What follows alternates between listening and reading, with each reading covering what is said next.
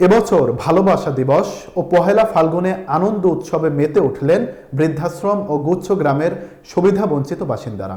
এ উপলক্ষে কেক কাটা, নতুন পোশাক উপহার, উন্নত মানের খাবার, খেলাধুলা ও পুরস্কার দেওয়া হয়।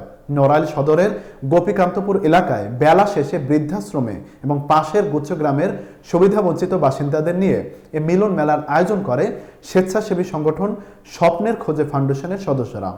কলেজ ও বিশ্ববিদ্যালয় পড়ুয়া শিক্ষার্থীদের ব্যতিক্রমী এই আয়োজনে মুগ্ধ সবাই। ভিন্ন রকম এই আনন্দ উৎসবকে সাধুবাদ জানিয়েছেন বিভিন্ন পেশার মানুষ সহ প্রশাসনের কর্মকর্তারাও।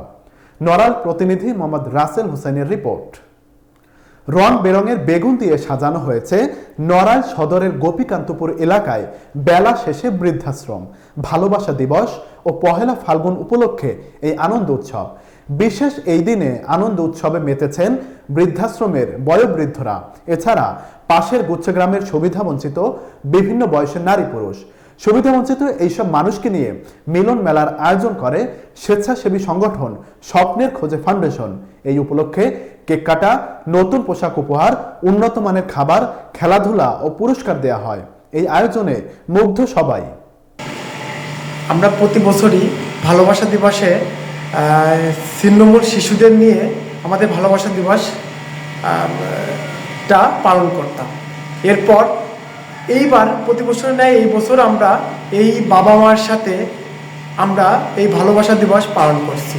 তাদের একদিন একটু হাসি ফোটানোর জন্য আমরা এই বেলা শেষে এই বৃদ্ধাশ্রমে আসছি। আমরা তাদের সাথে একটু ভালো মানের খাবার, একটু বিনোদন, একটু তাদের পাশে একটু দাঁড়াতে আসছি। আজকে এরকম ভালো একটা অনুষ্ঠানে আজ এরকম সুন্দর লাগতেছে।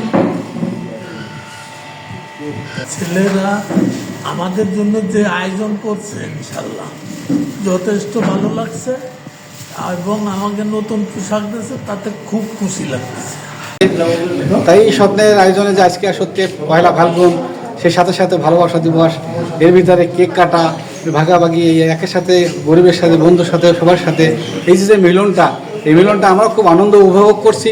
এবং সারা জীবন আপনারা যতদিন বেঁচে থাকেন প্রতিষ্ঠা বার্ষিকী পালন করেন এবং সবাই আপনারা প্রতিষ্ঠা বার্ষিকীতে অংশগ্রহণ করবেন এবং আমাদের সবার সাথে ভাগাভাগি করে আমাদের সুখ দুঃখের আপনারা গ্রহণ করবেন, আমাদের কথা শুনবেন, জানবেন। আমরা সত্যি আপনাদের এই যে উদ্যোগটা নিয়েছেন, আপনারা উজ্জীবিতের জন্য সারা বাংলাদেশ আপনাদের ফাউন্ডেশন উজ্জীবিত হোক, আপনাদের উদ্যোগটা আরও দীর্ঘায়িত হোক। আমাদের বাংলাদেশ তরুণদের হাতে ধরে বাংলাদেশ স্বাধীন হয়েছে। পরবর্তীতে 90-এর স্বৈরাচারের পতন ঘটানো হয়েছে।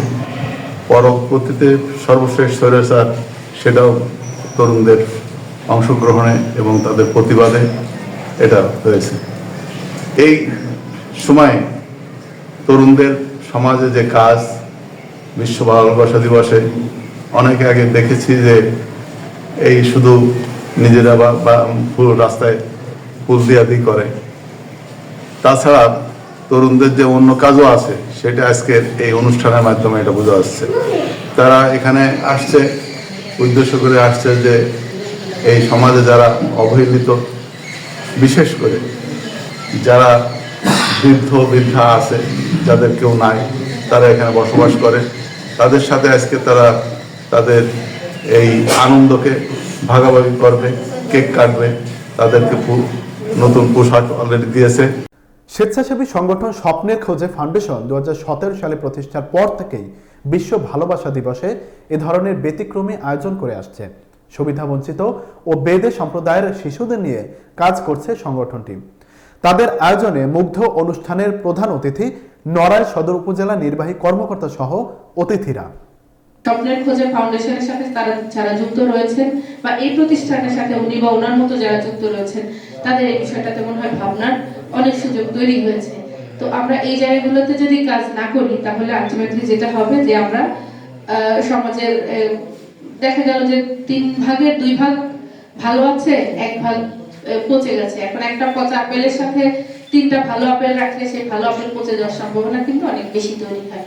তো এই জায়গা থেকে এই যে কাজ আপনারা করছেন, আপনাদের এই কাজ আমি অবশ্যই মানে আপনার প্রশংসার দাবিদার, এবং সেই প্রশংসা আমি অকুণ্ঠভাবে আপনাদের করতে চাই।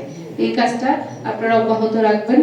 এই উৎসব 8 বছর হলো, এটা যেন মানে শত শত বছর যেন এরপরে ধারাবাহিক ক্রমে যেন আপনারা এটা পরের প্রজন্মের কাছে যেন হস্তান্তর করতে পারেন, এবং তারা যেন এই প্রতিষ্ঠানটাকে এগিয়ে নিয়ে যায় এবং আরো অনেক বেশি ভালো কাজের সাথে যুক্ত হয়।